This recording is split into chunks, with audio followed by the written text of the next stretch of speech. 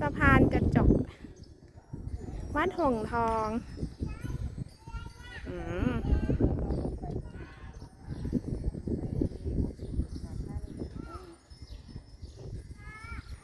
ข้างใต้เป็นทะเลนะคะแต่ที่ดูให้ดูรอบๆโบสถ์กลางทะเลสวยมากๆเลยนะ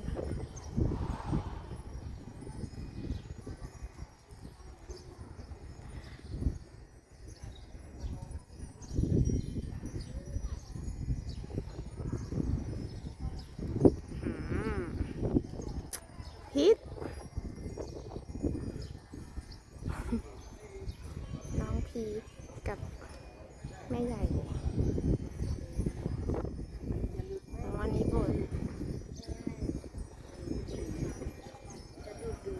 มีปลาพาคารสูงเลยนะเดี๋ยวเราจะขึ้นไปข้างบนนี้กันน่าจะดูเดาดีมองแบงล่างนะคะโอ้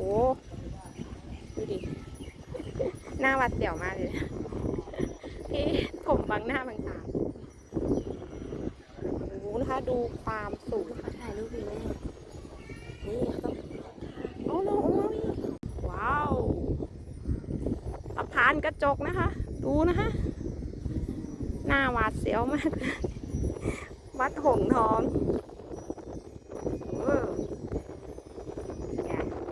จึงจึงจึงจึงจึงจึงจึง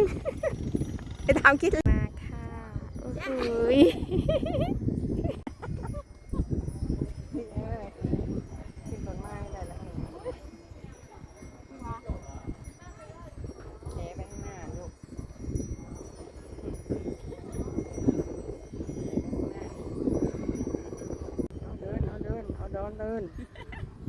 เดิน